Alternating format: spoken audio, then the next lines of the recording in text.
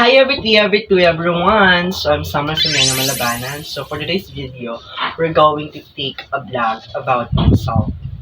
So, papangalan natin yung vlog natin na Samuel Talks, diba? Ang lakas makaton talk. So, for today's vlog, we have 3 questions rather that we need to answer. And those 3 questions is all about me. So, are you ready? So without further ado, let's go. So just to let you know guys, I'm doing this vlog in our requirements in understanding the self-course. So disclaimer lang na I'm doing this vlog for educational purposes only. Start. So the first question na nakasagutin natin is, who am I? Kung sino nga ba ako bago magsimula ang semester or yung session during studying the understanding the self program or the course.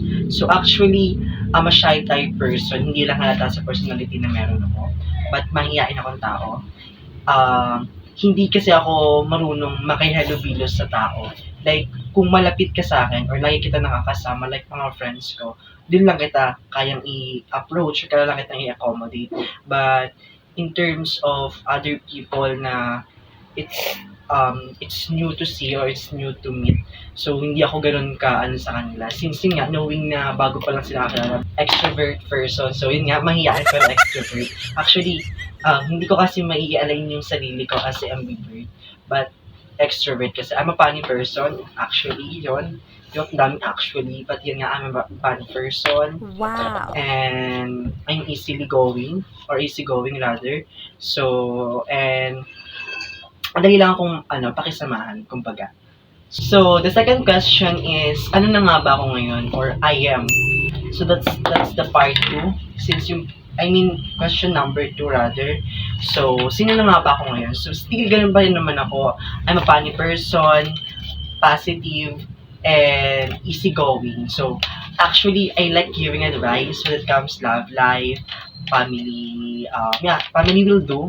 Pero pag mga mga private matters niya, so hindi na ako nakikisali doon. So like alam ng mga friends ko 'yon na kasi sila lagi silang humingi sa akin ng advice. So sino naman ako para hindi sila bigyan ng advice and exploring new things. So sorry guys. So I've learned a lot of things about myself actually. So marami akong tututunan about sa aking sarili. Yung mga bagay na akala ko hindi ko kaya ko pala. And may mga bagay talaga na akala mo hindi mo magagawa or hindi mo makakaya. But in a way or in a process of learning, matututunan mo yan.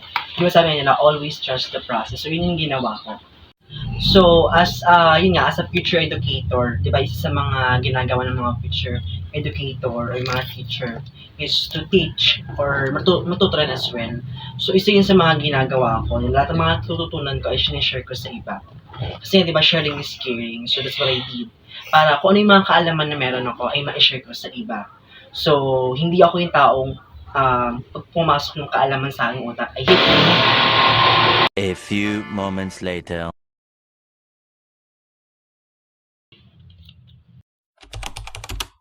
Isa sa mga lesson na tumatak sa akin is yung physical self.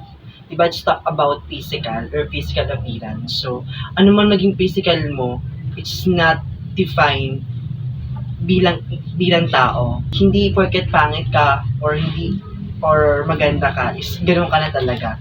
Hindi ganoon. Diba, ayun kasi yung maling mindset ng ibang tao. So, yun, marami nakaka-experience ng body shaming, ng pang-aasar, pambubuli, cyberbullying about their physical appearance. Isa sa mga learnings ko is you have to accept kung anong meron ka or tanggapin mo kung anong binigay sa iyo ng Diyos. Hindi mo kailangan mag-aim for better. Just be who you are for you to show your true self, for you to embrace kung anong meron ka. So, isa yun sa mga key na makakatulong sa iyo para mag-boost yung confidence mo and as well as your self-esteem. And the second na natutunan ko is about taking one's health. So yun, lalo na sa mga estudyanteng tulad ko na nakakaranas ng stress. Isa sa mga problema namin na yan ay stress. Mga stress namin sa activities, school load, so marami. sa bahay, household chores, isa sa mga, yun yung those are the stressors kung bakit nai-stress kami as a student. So, lahat naman, I think, is nakakaranas ng stress. So, isa yun sa mga natutunan ko kung paano mo aalagaan yung sarili mo from stress na nararamdaman mo. Mga gusto ko lang din i-emphasize or bigyang diin is pag pag stress ka, hindi mo kailangan mag-isip ng mga masamang bagay. Mag-iisip ka ng mga bagay na mapapastress pa sa'yo. Like, because of the stress, mag-suicide ka. So, it's not the thing or it's not appropriate for you to do that. Kasi nga, hindi ganun yung magiging response mo when you're experiencing stress. Yan, narinig nyo? Isa yan sa mga stress na nararamdaman ko. Hindi ako makapag-video ng maayos. Like, nagtutupok ko, kakaya mo. Stop. Go. Suicide ang sagot sa mga stress. You have to take a rest. So, isa yon. You have to take a rest from the stress. So, isa yun sa mga gusto kong iwanan sa inyo. Free yourself from your comfort zone. You have to get out from your comfort zone. Sa mga may iwan kong quote sa inyo, free yourself from your comfort zone. It's really important na to get out from your comfort zone because when you go out from your comfort zone, you will able to explore new things. You will able to discover new things in a way that you want. So, yun isa sa mga ginawa ko kung bakit ako ganito ngayon. Like, umalis ako sa comfort zone na dati na nandun ako. Pero ngayon, look at me now. So, I am a fully grown man, handsome man rather. So, yun. So, I hope na may natutunan kayo. So, yan, sorry. So, may natutunan kayo sa vlog ko na to. And, please like, share, and click the subscribe button. So, guys, I hope na may natutunan kayo. So, that's all. So, goodbye. Bye-bye.